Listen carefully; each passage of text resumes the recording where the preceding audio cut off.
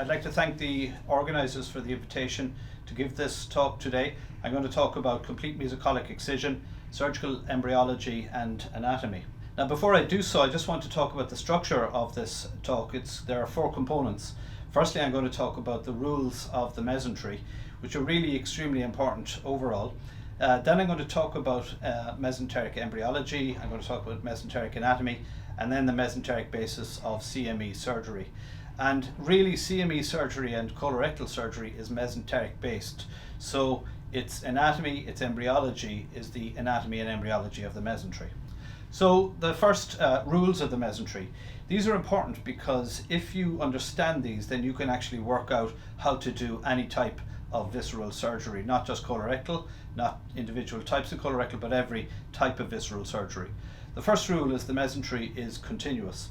It doesn't separate into multiple parts. The second important rule is that all abdominal organs develop in the mesentery. The third rule, very important, is that the organs into adulthood retain this relationship where they are directly connected to the mesentery. So all digestive organs are directly connected to the mesentery. And the fourth rule follows on from the preceding three in that all of the vasculature of abdominal digestive organs is contained within the mesentery. And if you keep those rules in mind, then you'll be able to work out all forms of colorectal surgery and indeed visceral surgery. So I'm going to go on now and start talking about mesenteric embryology. In order to be able to understand anatomy, you have to understand how that anatomy was achieved. And nowhere is that more important than in relationship to the mesentery. We really couldn't do this in the past because we didn't have the methodology to achieve it, but now we do. And Kevin Burns and Dara Walsh have reconstructed human fetal mesenteries, and then they've demonstrated the changes that the mesentery undergoes during development. Now, it's going to seem like there's a lot of changes that are involved, but you can really simplify that down to a set number of changes. And what you're going to see here in this particular video is a reconstruction of the development of the human fetal mesentery. This is not a digital stylized reconstruction. This is the precise reconstruction of the human mesentery. And you'll immediately see that several organs are actually developing within it, cocooned inside in the mesentery. You'll immediately see that the entirety of the intestine actually is located originally in the mesentery and it emerges from it. Now, this video and this reconstruction is very elegant, it's excellent, but because there's so much going on in it, it's still difficult to actually work out the shape changes that occur. So one of the easiest ways to work out the shape changes in embryology is to look at individual stages. And that's what you're looking at here in this particular image. And what you can see in this image is in the mid-region of the mesentery, a fold arises very early. And that fold juts out in the mid-region and it subdivides the mesentery into three regions. An upper region, a mid-region fold, and a lower region. And I'm going to just emphasize this point for a moment because that format of regionalization is retained in all of us up into adulthood. And if you look at all our mesenteries, you will see we have an upper, a mid, and a lower region because of the mid-region fold. Now the mid-region fold does a very important thing during development, and it undergoes a switch.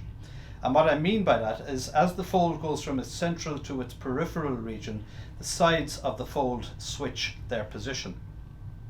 That's demonstrated in this particular image. If you look at the panel on the right hand side, you can see that switch occurring. The panel on the left is really just the reconstructions that support it. And if you look, you'll see that the central region of the fold, if you look at the top image, the central region stays the same from the top down to the bottom, but the peripheral region of the fold undergoes a switch. And what's initially on the right hand side ends up on the left, and what's on the left hand side ends up on the right. And that's really elegantly demonstrated by this particular image by De Backer from Science in 2016. So the mid-region fold is the area that's undergoing the switch in this particular image. Centrally, the central zone of the mid-region fold stays the same. The periphery is the zone that undergoes the switch. And what was originally on the right-hand side ends up on the left, and what was originally on the left-hand side ends up on the right. And that anatomical conformation is kept in all of us up into adulthood, and it is crucially important. That's what you're going to see in this particular slide. You're going to see the mid-region fold and you're going to see it switch. The other thing you're going to see here is that once that switch occurs, the mid-region fold then undergoes a secondary folding from the center of the abdomen over to the right hand side. And that's also extremely important because it explains why the right colon, where it is, the appendix and everything end up in the position which they do. So here you're seeing the mid-region fold forming, and now you're seeing that secondary folding of the mid-region fold across from the center over to the right side of the abdomen, and then the omentum in the upper region develops, overlaps it. Now that's the mid-region fold. I'm just going to finish the embryological section by talking about the upper region of the abdomen. And the upper region is above the mid-region. It develops as a sac, and that sac, as it develops, bulges over to the left-hand side.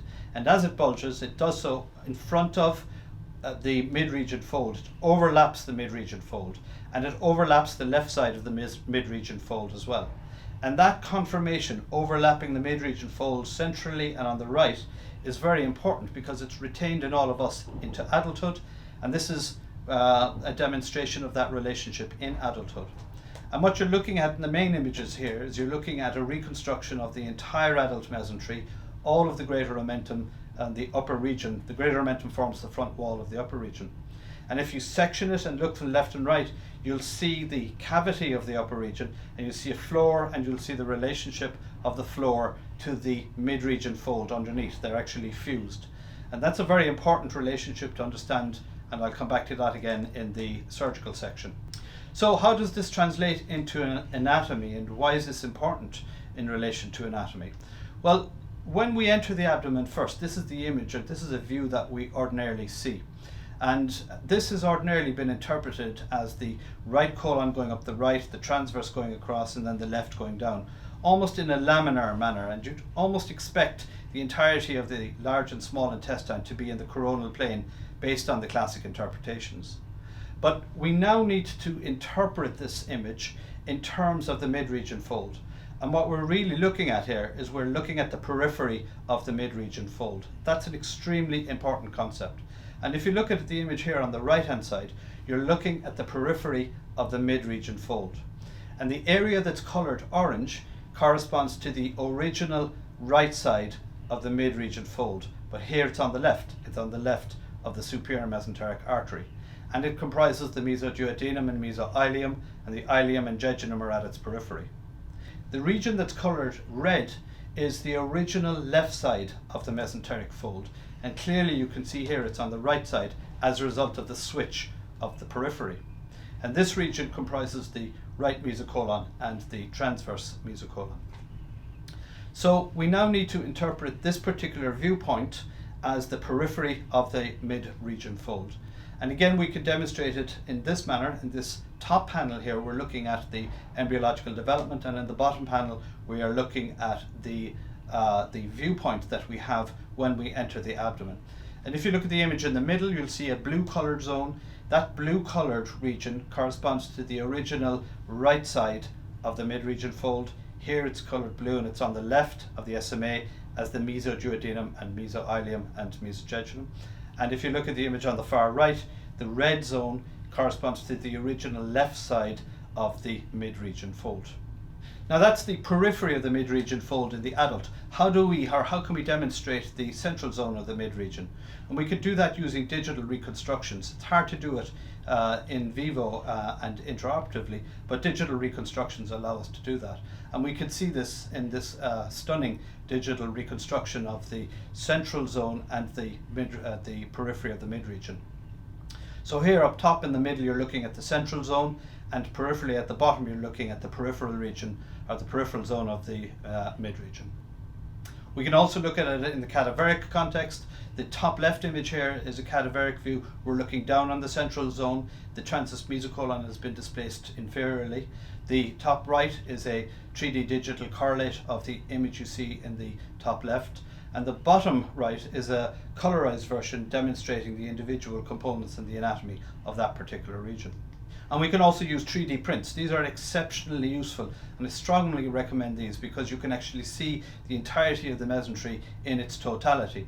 And here in this 3D print, we're turning it on its side, and you can see the periphery of the mid-region fold and the central region of the mid-region fold as well. And this is it looking at the same 3D print, but we're looking from below upwards. Again, you can see in the 3D print the periphery of the mid-region fold and the central region as well, and their anatomical relationship.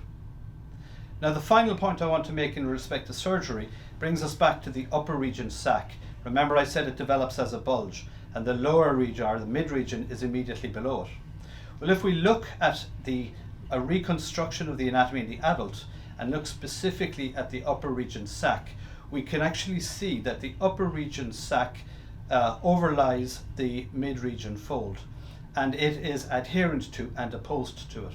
And this explains when you enter the sac, you don't see the transverse mesocolon, you don't see the mid-region fold, because you see the floor of the upper region sac.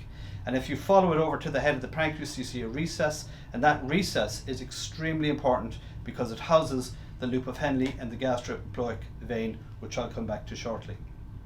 So, how does this all relate to the surgery involved in CME?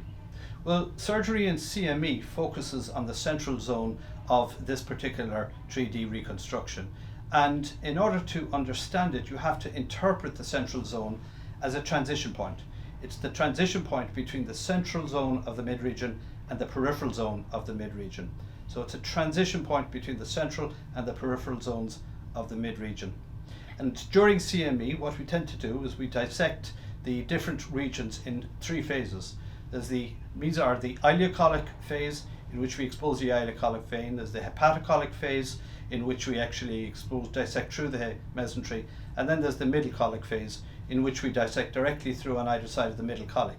But you will see that by completing the dissection through the ileocolic, hepatocolic and middle colic regions, that you're actually exposing the central zone of the mid-region as a result of that dissection.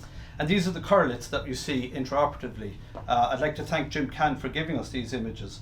And what you're looking at here is you're looking at a robotic CME, and the images on the right hand side are correlates of the reconstruction on the left. And this is the ileocolic, or the right mesocolic section of the dissection. And this is the hepatocolic section. When you divide through the hepatocolic region, immediately the central zone becomes apparent and the head of the pancreas becomes apparent.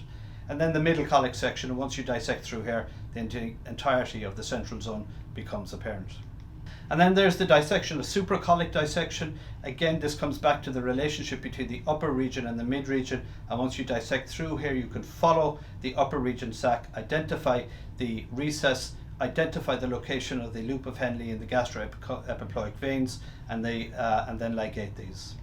So to summarize, complete mesocolic excision and the techniques involved require sound knowledge of mesenteric anatomy. In order to be able to understand the mesentery, you must understand its embryology and how the adult form is achieved. And in order to be able to perform good quality embryological surgery and CME-based surgery, then you must know the anatomy and the underlying embryology. And the very final take-home point relates to the following. When we look at this particular image, we need to move away from the classic interpretation of a laminar intestine and mesentery. This is a funnel-shaped. This is the periphery of the mid-region fold, and the area of focus and attention in CME is the transition point between the periphery of the mid-region fold and the central zone of the mid-region fold. And finally, I'd like to thank my collaborators Dara Walsh, Jim Can, Kevin Burns and Peter Dockery.